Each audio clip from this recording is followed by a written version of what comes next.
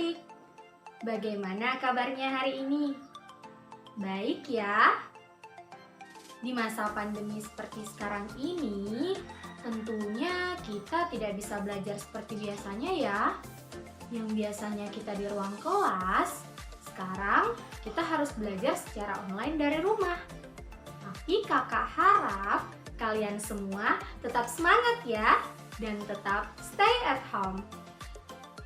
Adik-adik sekalian, sebelum belajar, jangan lupa untuk selalu berdoa ya, agar materi yang kakak berikan hari ini dapat kalian pahami dengan baik. Nah, adik-adik, coba perhatikan gambar di samping kakak.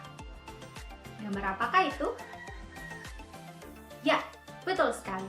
Jadi, gambar di samping itu merupakan gambar luka. Pernahkah kalian mengalaminya? Tentunya pernah ya. Nah, coba kita perhatikan gambar di samping. Luka sobekan lama-kelamaan akan menutup dengan sendirinya. Kira-kira kenapa ya ini bisa terjadi? Ada yang tahu? Ini akan terjawab setelah kita mempelajari materi hari ini. Kira-kira materi apa ya? Hari ini kita akan membahas materi tentang pembelahan sel. Nah, adapun tujuan dari pembelajaran kita pada hari ini, yang pertama, diharapkan adik-adik mampu menyebutkan jenis-jenis pembelahan sel. Yang kedua, diharapkan adik-adikku sekalian mampu menjelaskan tentang pembelahan mitosis yang meliputi pengertian, tujuan, dan ciri khas dari setiap fasenya. Dan yang ketiga, diharapkan adik-adikku sekalian mampu menganalisis fase-fase yang terjadi pada pembelahan mitosis. Yuk, kita mulai belajar. Secara garis besar, pembelahan sel dibagi menjadi dua. Yang pertama, pembelahan mitosis, dan yang kedua, pembelahan meiosis. Namun, pada hari ini kita hanya akan membahas tentang pembelahan mitosis. Apa sih mitosis itu? Mitosis merupakan proses pembelahan yang menghasilkan dua sel anakan yang masing-masing memiliki sifat dan jumlah kromosom yang sama dengan sel induknya. Nah, adik-adik, mitosis ini terjadi pada perbanyakan sel tubuh. Itu artinya apa?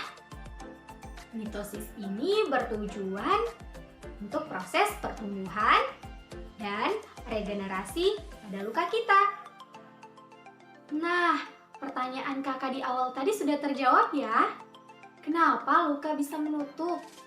Ya, karena itu adanya proses pembelahan yang terjadi secara mitosis. Sampai sini paham ya? Nah, adik-adik, proses pembelahan mitosis ini terjadi secara bertahap ya. Ada beberapa tahapan. Yang pertama ada profase, yang kedua ada metafase, yang ketiga ada anafase, dan yang keempat ada telofase. Nah, adik-adik, dari keempat tahapan tersebut, masing-masing mempunyai ciri khas loh. Apa ya? Yuk kita simak. Yang pertama ada profase. Nah, pada fase ini, sel induk yang akan membelah akan menunjukkan gejala terbentuknya dua sentriol dari sentrosom, di mana satu sentriolnya tetap berada di tempat dan satunya lagi bergerak ke arah kutub yang berlawanan. Bisa dilihat pada gambar di samping ya. Nah, dari sentriolnya tadi ini akan memancarkan serabut-serabut yang berupa filamen kakak sering sebut dengan benang spindle. Seperti itu ya. Nah, pada fase ini juga membran inti yang tadinya terlihat di awal akan segera pecah. Lalu, butiran kromatin nantinya akan memanjang menjadi benang kromatin. Setelah itu, benang kromatinnya akan memendek dan menebal menjadi kromosom. Nah, adik-adik, kromosom ini nantinya berduplikasi membujur menjadi 2 bagian. Dan masing-masing bagiannya kita sebut dengan kromatid. Bersamaan dengan itu, anak inti atau nukleus lama-kelamaan akan mengecil dan akhirnya menghilang. Jadi sudah paham ya adik-adik? Pada tahap profase, cirinya itu ditandai dengan menghilangnya anak inti atau nukleus. Yang kedua, terbentuknya benang spindle. Dan yang ketiga, pergerakan sentriol ke arah kutub yang berlawanan. Selanjutnya kita masuk pada tahapan metafase. Nah, adik-adik, pada fase metafase ini membran inti sudah menghilang dan kromosomnya berada pada bidang ekuator dengan sentromernya seolah kromosom berpegang pada benang spindle. Nah, adik-adik, pada fase ini kromosom tampak jelas ya. Bisa kita lihat pada gambar di samping.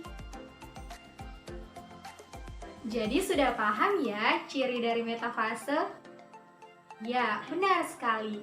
Jadi pada metafase ini cirinya berjajarnya kromosom pada bidang ekuator atau bidang pembelahan. Nah, selanjutnya kita masuk pada tahap anafase. Adik-adik, pada tahap anafase ini ditandai dengan pemisahan kromatid dari sentromer yang kemudian akan membentuk kromosom baru. Nah, masing-masing kromosom ini nantinya akan ditarik oleh benang spindle ke arah kutub yang berlawanan. Kita masuk pada fase yang terakhir, yakni telofase. Nah, pada fase ini ditandai dengan adanya kromatid yang sudah berada pada kutub yang berlawanan dan mulai terjadi lekukan pada bagian luar sel. Dapat kita lihat pada gambar di samping ya. Nah, pada fase ini juga benang spindlenya menghilang. Kromatidnya menjadi kusut dan butiran-butiran kromatin kembali muncul. Selaput intinya kembali terbentuk dan nukleus kembali terlihat. Seperti itu ya. Nah, adik-adik, dari penjelasan kakak tadi dapat kita simpulkan. Secara garis besar, pembelahan sel ada 2, yakni pembelahan mitosis dan pembelahan meiosis. Di mana pembelahan mitosis ini bertujuan untuk pertumbuhan dan regenerasi pada luka. Pembelahan mitosis ini terjadi secara bertahap, mulai dari profase, metafase, anafase, dan telofase. Demikianlah pembelajaran kita pada hari ini. Semoga materi yang kakak bawakan hari ini dapat kalian pahami dengan baik. Kakak akhiri dengan ucapan wabillahi taufiq wal hidayah. Wassalamualaikum warahmatullahi wabarakatuh.